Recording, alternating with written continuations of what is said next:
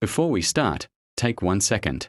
If you've been feeling tired even after sleeping, like this video and subscribe. This channel is about fixing the real reasons your body feels stuck, not pushing harder. Now listen carefully. If you wake up tired most days, there is one simple thing you can start doing tonight that already helps. And it has nothing to do with sleeping longer. It's about how you signal safety to your nervous system before bed. We'll come back to that in a moment. First, let's talk about why this problem exists. Most people believe that feeling tired is normal. They assume waking up exhausted, dragging through the day, and relying on caffeine is just part of life. They blame age. They blame stress. They blame work. But here's the strange part. You can sleep 7 hours, 8 hours, even 9 full hours, and still wake up feeling like your body never truly shut down. That kind of fatigue feels different, heavier, deeper, almost like your batteries never charged. And that's because, for many people, sleep is not the same as recovery. Real recovery only happens when your body feels safe enough to let go. And this is where most people get stuck. Your body doesn't enter recovery mode just because the lights are off. It enters recovery mode when your nervous system shifts out of threat mode. Here's a simple way to know if that's happening or not. If you wake up with a racing mind, if your jaw feels tight, if your shoulders feel tense, if you immediately crave coffee, those are signs your body never fully powered down. Now here's the important part. Even small changes in the last hour before sleep can start reversing this. You don't need to fix everything at once. You just need to stop sending danger signals. For example, one of the fastest ways to calm the nervous system is slowing your breathing before bed. Not meditation. Not apps. Just slower, deeper breaths that tell your body, we are safe. Again, we'll get into exactly how to do that later. But understand this. If your nervous system stays alert at night, even slightly, recovery gets blocked. You are resting, but you are not repairing. That's why people say, I sleep, but I never feel rested. During real recovery, stress hormones drop, heart rate stabilizes, inflammation lowers, energy systems reset.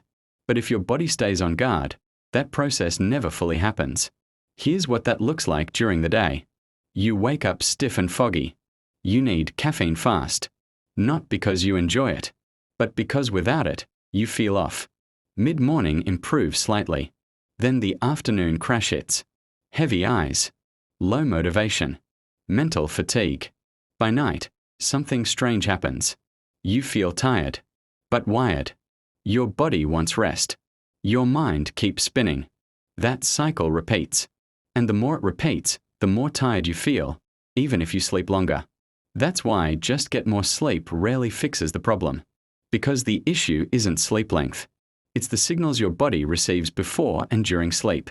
In the next part, we'll break down what keeps your nervous system stuck in this half-alert mode, and why modern life makes it worse without you realizing it. Then we'll walk through simple ways to fix it. Now let's talk about what's actually keeping your body stuck in this tired state.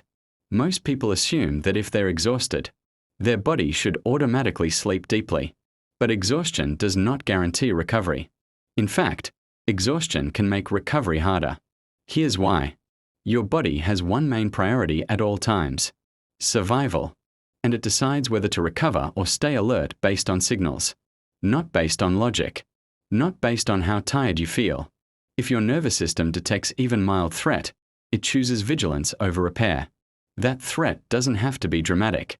It doesn't have to be fear. It doesn't have to be anxiety. It can be something much quieter. Chronic stress, irregular schedules, late eating, constant stimulation, screens, caffeine too late in the day. Each of these sends a small message to your body. Stay ready.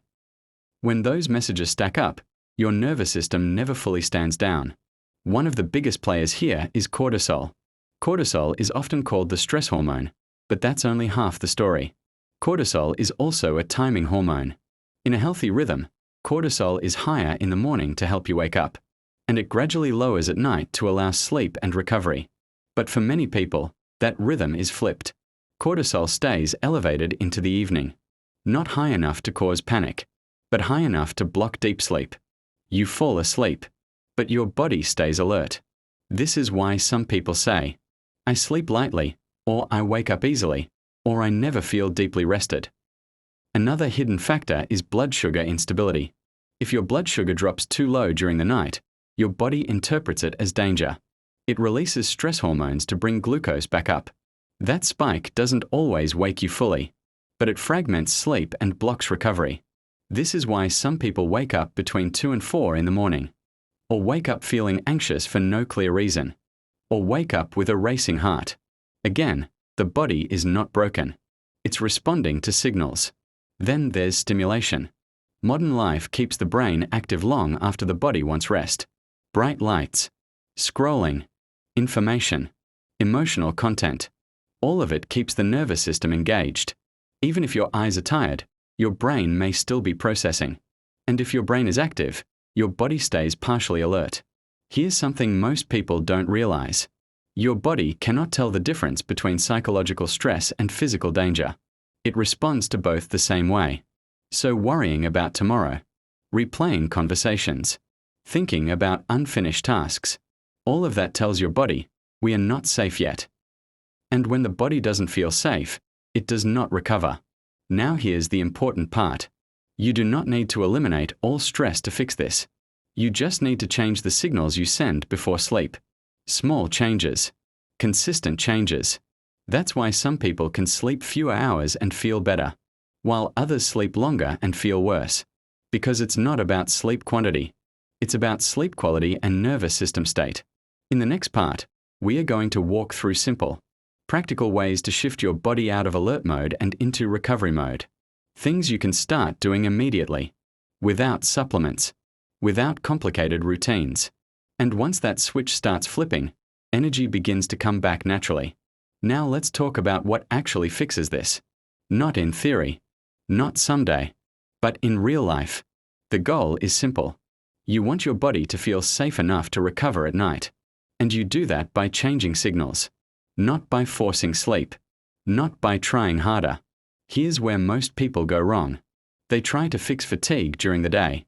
More coffee, more supplements, more pushing. But the real work happens before sleep. The first thing to understand is this. Your body begins preparing for recovery long before you fall asleep. What you do in the last 1 to 2 hours before bed matters more than most people realize. So let's start there. One of the fastest ways to calm the nervous system is slowing your breathing before bed. Not meditation. Not complicated techniques. Just slow, steady breaths.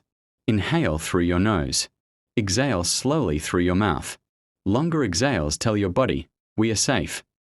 Even 5 minutes of this can lower stress signals enough to improve sleep quality. Another powerful signal is light. Bright light tells your brain it's daytime.